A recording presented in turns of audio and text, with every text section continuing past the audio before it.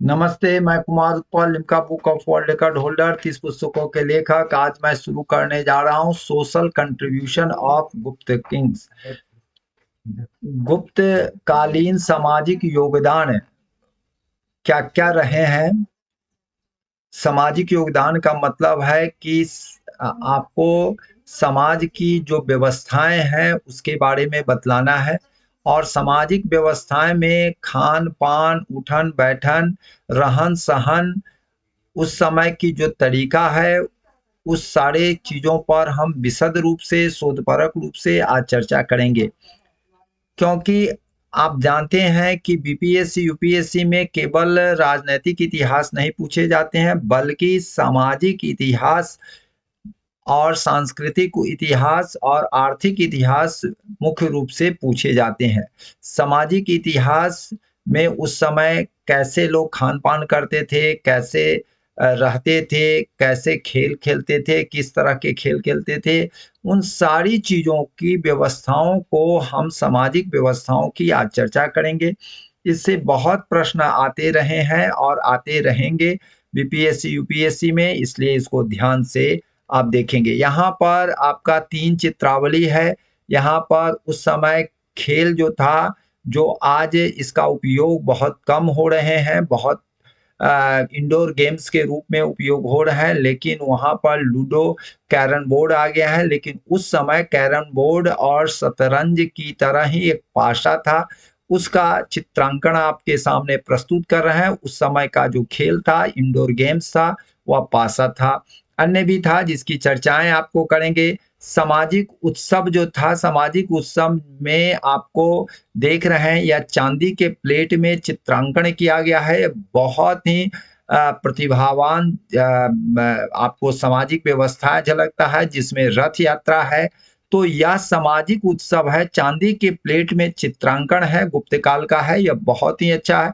यह पूरे भारतीय इतिहास की जितनी भी आपको सामाजिक व्यवस्थाएं पढ़ेंगे, या पहली बार गुप्तकालीन यह प्रमाण है। और प्रत्यक्षम की प्रमाणम, प्रत्यक्ष के लिए प्रमाण के की क्या आवश्यकता है, सामाजिक उत्सव के बारे में इसमें बतलाया गया। चांदी के प्लेट में यह चित्रांकन किया गया। उस समय का जो खान पान था वह शाकाहार भोजन था।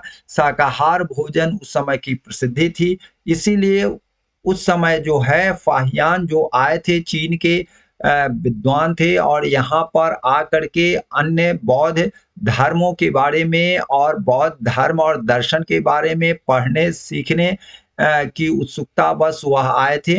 और उन्होंने गुप्तकालीन व्यवस्थाओं को, क्योंकि गुप्त काल के समय में आए थे, तो गुप्तकालीन व्यवस्थाओं को बतलाए थे। उन्होंने लिखा था कि साधारण लोग से लेकर के राजा लोग भी, वह सभी के सभी शाकाहारी भोजन करते थे। शाकाहार भोजन जो है वह संवेदनशील और आपको संस्कार युक्त भोजन है, जिसके चलते उस समय आप देखते हैं कि पूरे भारतीय इतिहास में यह संस्कार और साहित्य का बहुत परिवर्धन हुआ। बहुत ही उसके सर्वोत्कृष्ट रचनाएं आई साहित्यिक। आपको एक नहीं, आपको विंशाधिक, बीसों से अधिक पुस्तकों का के रचयिता आए, और आपको बतला देते हैं जो आज देश स्पेस साइंस में आगे है, उसको हम सबसे प्रखर स्थिति में रखते हैं, सबसे सर्वमान्य उस देश मानते हैं, सबसे डेवलप्ड देश मानते हैं। लेकिन उस समय का जो स्थिति थी वह आपको बता देते हैं। नक्षत्र और खगोल, और आपको स्पेस साइंस के एक वैज्ञानिक नहीं, अनेक वैज्ञानिक हुए, और उन्होंने यहीं से बैठे-बैठे बहुत सारी चीज़ों को गणना किया। और यह जो चीज़ें हैं मैं आपको बतला रहा हूँ, इसका मतलब है स्पेस साइंस की प्रथम पाठ और प्रथम अवलोकन, और जो भी अवलोकन किए आज भी सर्वमान्य है। वह जो है पूरे विश्व को इसकी पाठ पढ़ाया, और वह आगे था उस समय जबकि पूरा विश्व अंधकार में डूबा हुआ था। तो आप समझ सकते हैं स्पेस की बात है। उसी तरह से साइंस एंड तकनीकी की बात है, तो विज्ञान में भी वैसे ही हम लोग गुप्तकालीन आगे रहे। इसके बाद आपको बता रहे हैं सर्जरी में सुश्रुत जो थे पहले प्लास्टिक सर्जरी किए पूरे विश्व में और पहला ऑपरेशन किए वह जो है सर्जरी किए तो वह सर्जन कहलाए और यह हम लोग नहीं कर रहे हैं, यहाँ के इतिहासकार नहीं कर रहे हैं, बल्कि वह जो है सो अंग्रेज इतिहासकार के द्वारा लिखा गया है कि वह विश्व के प्रथम शल्य चिकित्सक रहे हैं। आँख का ऑपरेशन, मोतियाबिंद का ऑपरेशन भी किए हैं। आँख जैसे सूक्ष्म चीज़ों को ऑपरेशन करके विश्व को चमत्कृत कर दिया। गणित में भी उसी तरह से रहा। तो यह गणित को विश्व में जनजागृत किया, गणित की पाठ सबको पढ़ाया। तो मैं यह कहना चाहता हूँ, यह सबके सब खान-पान, उठन-बैठन और जो व्यवस्थाएँ थी, वह व्यवस्थाएँ थी संस्कारिक व्यवस्थाएँ थी, जिसमें आपको भोजन भी शाकाहार था। और वाफाहियान ने कहा है कि उस समय चांडाल जो मांसाहार थे, जो वह शराब पीते थे तो वह चांडाल कहलाते थे और चांडाल के रूप में उन्होंने वर्णित किया है। तो आइए इसके बारे में हम पूरे शोधपरक दस्तावेज प्रस्तुत करने जा रहे हैं, जो आपको हर एक उच्च कोटि के जो परीक्षाएँ हैं, विशेष करके बिहार का मैं इसलिए बतला रहा हूँ क्योंकि बिहार के दृष्टिकोण से भी क्योंकि उस समय का जो इतिहास था, वह बिहार का ही इतिहास नहीं था, देश का इतिहास था। देश का इतिहास नहीं था, बल्कि सब कॉन्टिनेंट का इतिहास था और सब कॉन्टिनेंट भी बहुत बड़ा था। पाकिस्तान, बांग्लादेश, बर्मा, नेपाल, भूटान ये सब के सब ये भारत से प्रत्यक्ष रूप से जुड़े हुए थे। में सब एक देश के रूप में माने जाते हैं और वह जो है एक देश रूप में था भी, जिसमें पाकिस्तान आपको था ही, बांग्लादेश था ही, बर्मा था ही। तो यह जो है नेपाल और भूटान पड़ोसी थे, लेकिन उस पर प्रभाव हम लोगों का बहुत ज़्यादा था। तो मैं यह कहना चाह रहा हूँ कि यह गुप्तकालीन सामाजिक योगदान है, जिसके बारे में मैं बतला रहा हूँ। आइए सामाजिक योगदान में क्या-क्या था, आप देख रहे हैं, यह चित्रावली आप देख रहे हैं।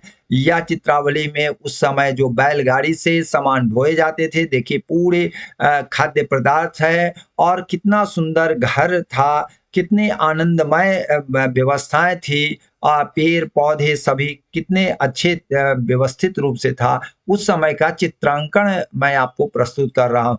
क्यों? यह सबसे बड़ी बात थी कि उच्च भौतिक और नैतिक स्तर का समन्वय बहुत ही बेहतर था क्योंकि भौतिक स्तर पर आप ऊँच हो जाएँगे तो नैतिक स्तर से आजकल देख रहे हैं गिर रहे हैं मनुष्य। लेकिन उस समय उच्च भौतिकता में निवास करता था, नैतिकता का स्तर निवास करता था और वह नैतिक मूल्य में वृद्धि, धन की विपुलता ने समाज में परोपकारिता, दानशीलता और उदारता जैसी उदात्त भावनाओं का सभी में संचरण किया और समाज में काम, अर्थ, धर्म का संतुलित रूप प्रकाशित किया। यह जो है मैं बार-बार यह कहना चाहता हूँ कि वह परोपकारिता, दानशीलता, उदारता जैसी उदात्त भावना जो पवित्र भावना थी उस समय काफ़ी प्रचलित थी।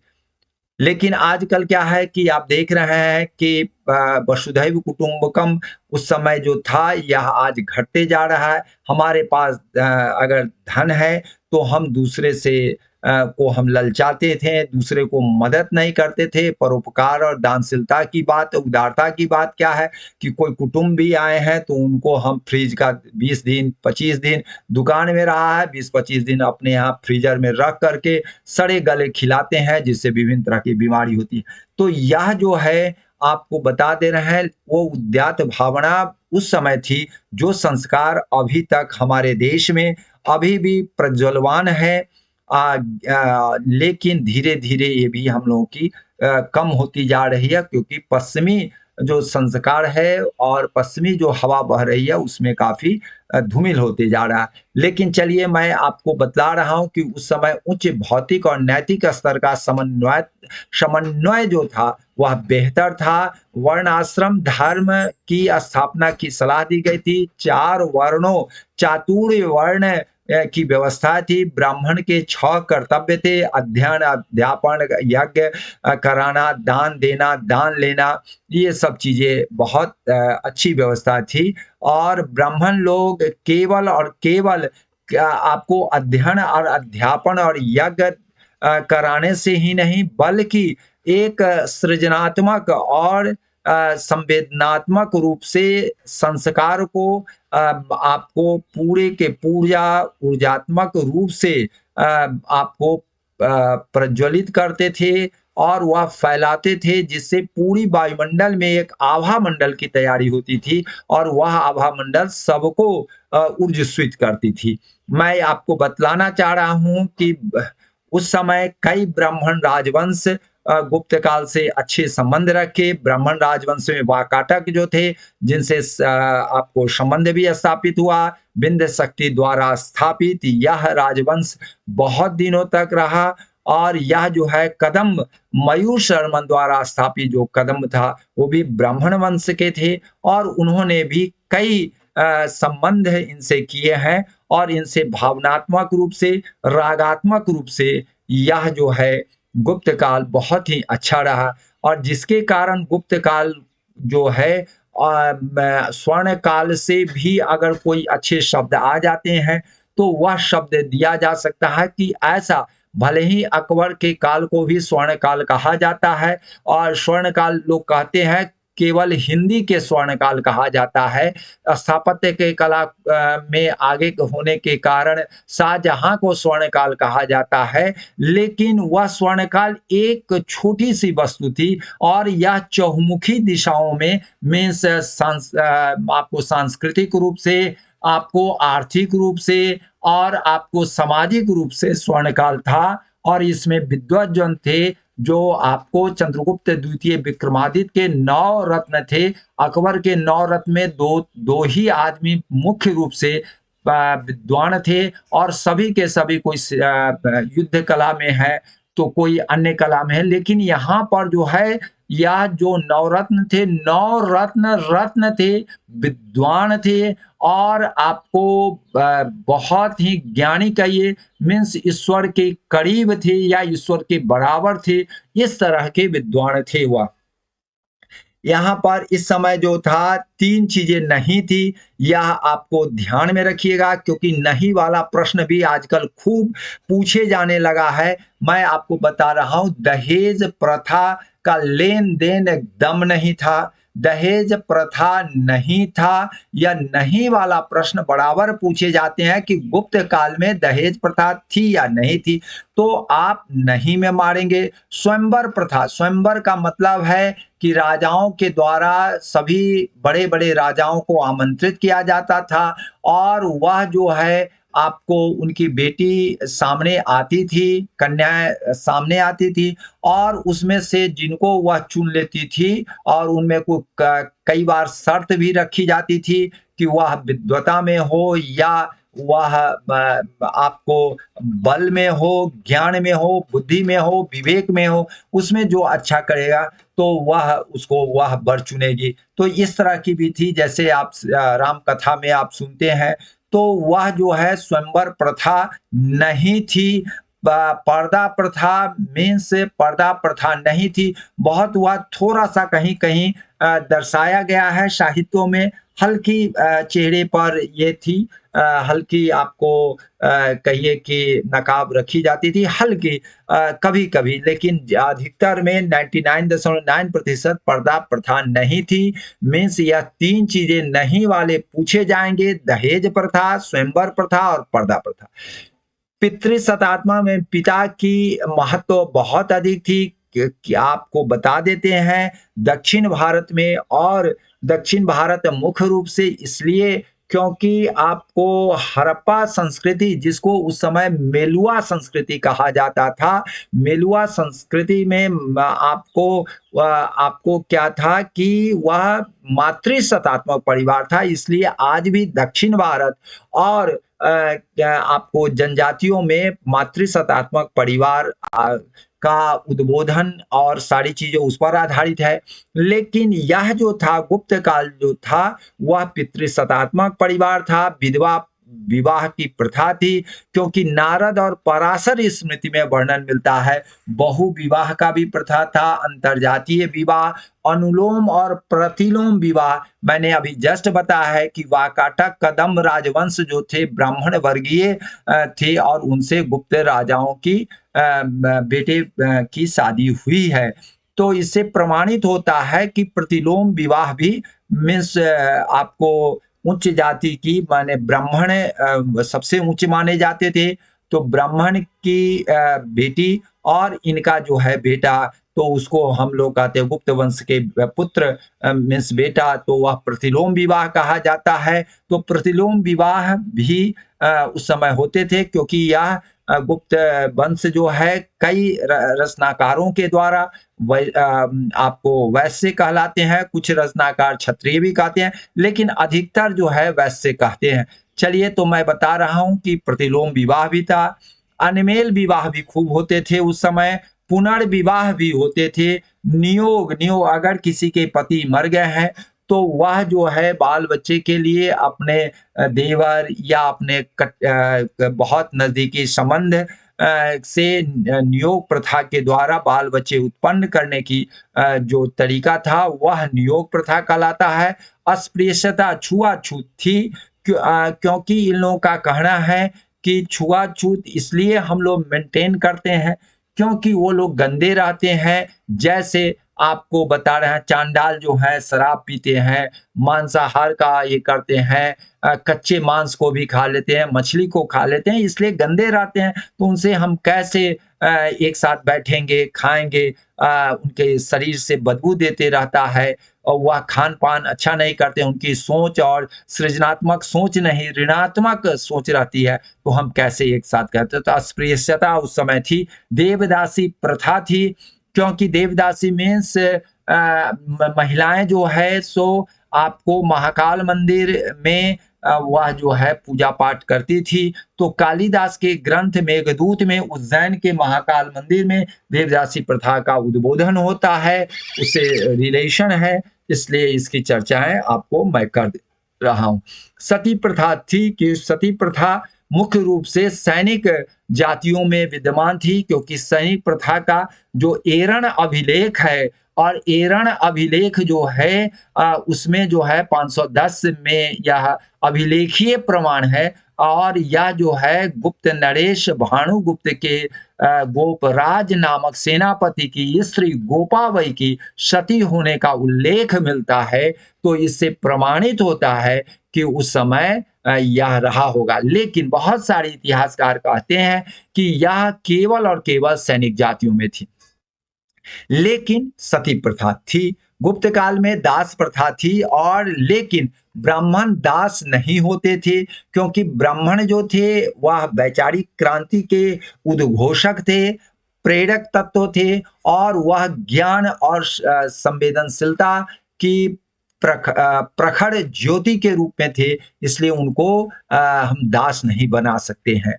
तो दास से विवाह करने की वाली स्त्री दास कहलाती थी, दासी कहलाती थी, और उसे उत्पन्न संतान दास नहीं होता था। यह बात है वर्णित है। 15 प्रकार के दासों के बारे में नारद जो हैं चर्चा किए हैं, जबकि मनु ने 7 प्रकार के किए हैं। कुछ जो महत्वपूर्ण है उसके बारे में मैं चर्चा कर दे रहा हूं। ध्वजा हत, युद्ध में जीता हुआ दास, कृत, क्रय किया हुआ दास, आत्म विक्रय में स्वयं को बेचने वाला दास। अब स्वयं को क्यों बेचेगा? तो वह अभावग्रस्त होने के कारण वह स्वयं को अपना बेचता था। क्यों? इसके कारण है कि वह जीवन भर न कमाया है, नहीं वह अब परिश्रम करना चाहता है, तो अंत में आपका क्या होगा? अंत में आप दास बनना पड़ेगा। अहितक ऋण के बदले धरोहर के रूप में रखा गया देश। आप ऋण लेते हैं, उसका दुरुपयोग करते हैं और सदुपयोग नहीं करते हैं, तो स्वाभाविक आप ऋणी हो जाएँगे। तो अहितक उसको कहलाते थे, तब दास के रूप में जाना पड़ेगा। दंडभागी, कुछ लोग दंड के भागी होते थे, वह जो बनाए जाते थे दास, वह दंडभागी। यहाँ सती प्रथा का अवलोकन है। पति के शव के साथ इस जो जीवित स्त्री थी, वो भी जो है सो वह जल जाती है। यह सती प्रथा को द्योतक है, जो आपका एरण अभिलेख से प्रमाणित भी होता है गुप्त काल में। कामसूत्र और मुद्रा राक्षस जो है वेश्याओं का भी अस्तित्व का वर्णन मिलता है, और यह कामसूत्र और मुद्रा राक्षस जो है सो इस काल में लिखी गई है। पुटनी वृद्ध यानी वेश्या को कहा जाता है, और नर्तकियां जो है, मैं कई बार बता रहे हैं कि यह जो है महाकाली मंदिर में नृत्य किया करती थी, जो कालिदास के कथनानुसार अभिसारिकाओं और नर्तकियों का यह जमावड़ा था, जबकि ये वेश्याएं होती थी। लेकिन तथापि यह ईश्वराधना में वादन, गायन और नर्तन आदि भक्ति भाव से करती थी। इसीलिए इनको इस तरह का परमिशन दिया गया था कि आप वहां जाके सेवा भाव कर सकते हैं। यहाँ पर एक सबसे बड़ी बात है, एक नई बात आ रही है। ओशनम स्मृति और चतुर्मणि ग्रंथ में जाति के रूप में कायस्थों का वर्णन मिलता है। लोग, लेखक, गणक, कर्णिक, पुस्तपाल, अक्ष, पटलिक, दिवीर और लिपिकीकरण, यह सब नाम दिया जाता था कायस्थों को। और यह कायस्थ लोग की चर्चा सबसे पहला ओशनम स्मृति और चतुर्मणि ग्रंथ में आया है। चंदेल के महामंत्री सेनापति श्रीवास्तव थे, चौहानों के माथुर थे, सेन कर्नाटो के करण थे। आज भी आप देखेंगे, हम इसलिए यहाँ पर हाईलाइट किए हैं, इसके पीछे कारण है। क्योंकि सेन जो थे, आपको सेन वंश जो है बंगाल का था, और यह जो है बिहार तक इनका प्रचार प्रसार था। पाल के बाद सेन आया, और सेन जो है का प्रचार प्रसार ही नहीं, क्षेत्र आपको बिहार में भी था, विशेष करके मिथिलांचल में। और यहाँ पर कर्नाट वंश जो है, कर्नाट वंश यहाँ पर उत्तर बिहार में, मुख्य रूप से मिथिलांचल में कर्नाट वंश के राजाओं का यह राज्य क्षेत्र था, और यहाँ पर बहुत प्रभुत्व अब बहुत दिनों तक रहे।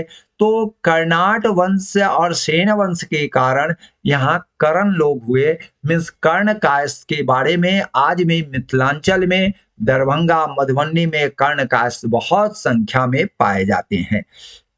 अब मिश्रित जाति की बात आती है। गुप्त काल में स्मृतियों के कुछ मिश्रित जाति के उल्लेख मिलते हैं, जैसे मूर्धाभिषिक्त, कर्ण, अम्बस्ट, उग्र, पार्श्व, ब्राह्मण पुरुष और वेश्या स्त्री से उत्पन्न संतान को अम्बस्ट कहा गया है। गौतम ने वैश्य पुरुष और शूद्र स्त्री से उत्पन्न संतान को उग्र कहा है, और स्मृतियों में क्षत्रिय पुरुष और शूद्र स्त्री से उत्पन्न संतान को उग्र भी कहा गया है। ब्राह्मण पुरुष और शूद्र स्त्री से उत्पन्न संतान को पार्श्व कहा गया है। ग्राम वृद्ध एवं मुखिया लोगों का एक नया वर्ग, जिसे भूमि स्थानांतर की सूचना दी जाती थी, महातर कहलाती थी। मीन्स मुखिया जो लोग होते थे उनको महातर कहा जाता था। बाद में महतर भी शब्द का प्रयोग किया गया है। कर्नाट वंश के सिमरावगढ़ इसका ये राजधानी थी। वैसे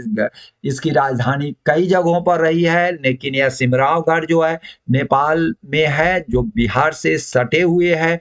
और यह सिमरावगढ़ में ये इनका स्तंभ है। इस स्तंभ द्योतक है कि यहाँ पर कर्नाट वंश का शासन रहा है, और यहाँ पर कर्ण कायस्थ लोग यहाँ पर इनसे जुड़े हुए रहे। फाहियान के अनुसार जो हमने चर्चा किया है, फाहियान के अनुसार जो मांस, मछली, मछली, मदिरा, लहसुन, प्याज आदि खाते हैं वह चंडाल कहे जाते थे और वह उनके साथ अछूत व्यवहार किया जाता था। शूद्रों की कई जातियां थी, निषाद थी, पार्शव थी, पुकुस थी। ये सब जातियों का उस समय उल्लेख मिलता है।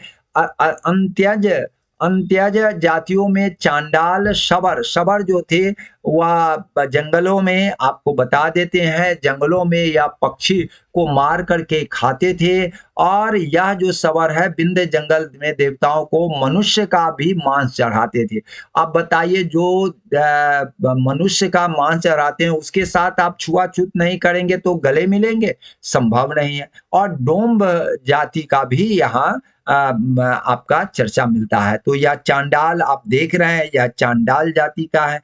और यह जो है आपको यहाँ पर चांडाल जाति का यह चित्रांकन आपको दिया गया है। फाहियान का यहाँ पर मैंने बताया है, फाहियान चीन के थे। यह जो है आपको ट्रैवलर थे और भारत में विशेष करके बिहार में, नालंदा में सभी जगह आए थे, ज्ञान की अभिवृद्धि के लिए यह आए हुए थे। ब्रात्य वर्ग जो है विदेशियों को क्षत्रिय मानकर ब्रात्य की उपाधि प्रदान की गई थी गुप्त वंश में, क्योंकि उस समय जो है शक और आपको शक लोगों का बहुत आक्रमण हुआ। कुषाण का भी छिटपुट आक्रमण हुआ था।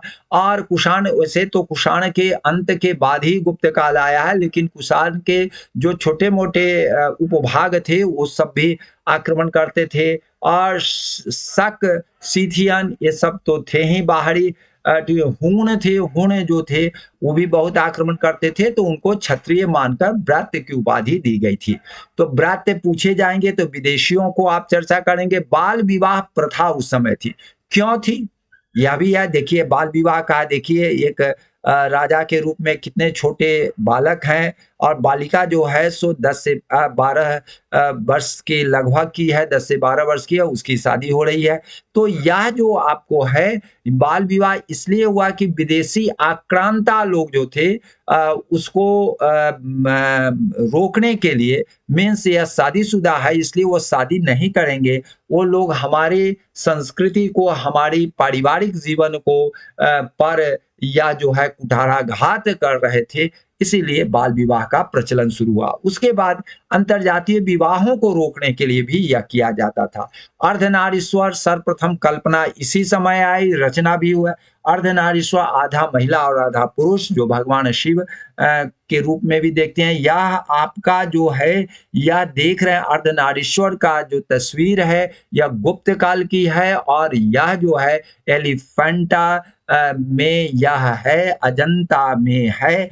तो यह जो है इससे प्रमाणित होता है कि उस समय अर्धनारीश्वर की व्यवस्थाएं थी, उस समय कल्पना थी, उस समय रचना थी। शाकाहार भोजन मैं आपको बता रहा हूं, हिंदू धर्म के पुनरुत्थान के लिए साधारण जन भी सात्विक भोजन करते थे। मीन्स मांसाहार, मदिरा पान, मछली, लहसुन, प्याज, ये सब जो चीजें हैं इसको त्याग कर दिए थे। मैं आपको बता रहा हूँ, मनोरंजन के लिए भी हम आपको चर्चा कर रहे हैं। क्या क्या है देखिए, यहाँ भगवान शिव हैं, पार्वती जी हैं, चौपर खेल रहे हैं। यहाँ पर आप देख रहे हैं कि यह जो है आपको यहाँ पर भी आपको खेल है, पाशा है, चौपर है, या पाशा खेल का है। और यह चौपर खेल है, तो चौपर, पाशा, कंदुक क्रीड़ा, कंदुक क्रीड़ा, क्रीड़ा मीन्स खेल होता है, कंदुक मीन्स बॉल होता है। कंदुक खेल महिलाएं वर्ग में बहुत प्रसिद्ध थी। और आखेट, आखेट में शिकार, पशु युद्ध और द्यूत कीड़ा जो है, द्यूत कीड़ा भी इस समय प्रचलित था। रघुवंश में वर्णित दुरोदरम, दुरोदरम शब्द जुए की लोकप्रियता को बढ़ाता है। द्यूत मीन्स जुआ, जो आपको महाभारत में जुआ की घटना आप देखे होंगे। नाटक इस समय प्रसिद्ध थे, क्योंकि आप जान ही रहे हैं कई नाटककार हुए, कालिदास हुए, कालिदास से पूर्व भास हुए, और कई नाटककार इस समय, भास 13 लिखते हैं, नाटक लिखते हैं, कालिदास 3 नाटक लिखते हैं। तो उस नाटक का चयन करके और उसका आपको अभिनय किया जाता था। संगीत, गायन, नर्तक और वादन अति लोकप्रिय था। सामाजिक उत्सव में रथ यात्रा आप देख रहे हैं, यह रथ यात्रा का दृश्य दृश्य है। और स्त्री धन जो था, स्त्रियों को आर्थिक आधार सीमित थे। प्रतिकूल में भाई के रहते हुए प्रति में पिता की संपत्ति की अधिकारिणी नहीं हो सकती है। विश्व प्रसिद्ध शिक्षण व्यवस्थाएं उस समय थी। नालंदा महाविहार थी, जो कुमार गुप्त, बुद्ध गुप्त एवं नरसिंह गुप्त बालादित्य ने नालंदा विश्वविद्यालय को द्रव्य दान ही नहीं दिया, बल्कि बहुत सारे भवन और भी चीजों पर और चीजों से मदद भी किया, नियंत्रण भी किया, सहयोग भी किया और आपको उसकी देख रेख भी किया, संरक्षण भी प्रदान किया। विद्या का महत्व उस समय बहुत ज्यादा था। साधारण जन भी विद्या के अनुरागी थे। स्त्री शिक्षा का प्रचलन था। इससे आपको अमरकोश में शिक्षिकाओं के लिए उपाध्यायी और आचार्य शब्द आए हैं। इसका मतलब है कि उस समय स्त्री भी जो थी वह जो है शिक्षिका होती थी। अनुसुईया, विद्योत्तमा, कालिदास की पत्नी और यक्ष की पत्नी बहुत बड़ी विदुषी थी और लौकिक विषय, ललित कला, पाक विज्ञान की कला को बखूबी जानती थी स्त्री। यहाँ पर आप देख रहे हैं कालिदास की पत्नी, जो पत्नी होने से पूर्व का जो डिस्कशन है, विद्योत्तमा है, राजा की बेटी है, पुत्री है और यह जो है बहुत विदुषी है। कालिदास से डिस्कशन हो रहा है, उसके बाद शादी होती है। यहाँ पर अनुसुईया है जो बहुत ही यह सावित्री के रूप में थी, शक्तिमान थी और विदुषी थी। यह जो है आपको मैं बता रहा हूं कि यह बहुत बड़ी विदुषी थी। उस समय के पाठन गुरु शिष्य परंपरा में होते थे और विद्यार्थी अंतेवासी, शिष्य ब्रह्मचारी और छात्र वर्णी कहलाते थे। मैं आपको बता रहा हूं, इतनी सारी चीजों की सामग्री जुटाने के लिए मैंने स्रोत के रूप में प्राचीन भारत की राजनीतिक और सांस्कृतिक इतिहास प्रोफेसर राधाकृष्ण चौधरी, प्राचीन भारत बी.डी. महाजन साहब, प्राचीन भारत का राजनीतिक इतिहास एस.सी. राय चौधरी, प्राचीन भारत का राजनीतिक एवं सांस्कृतिक इतिहास डॉक्टर रति भानु सिंह, भारतवर्ष का इतिहास professor Ramdev Acharya Satyaketu Vidyalankar, political history of India आपको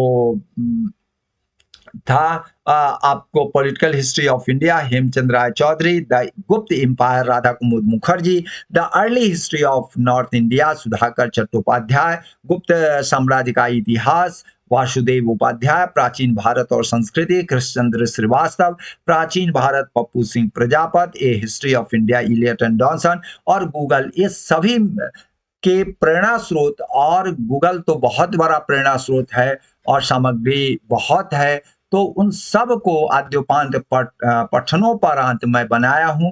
यह आप लोगों के लिए बहुत अच्छा है। जय हिंद, जय भारत।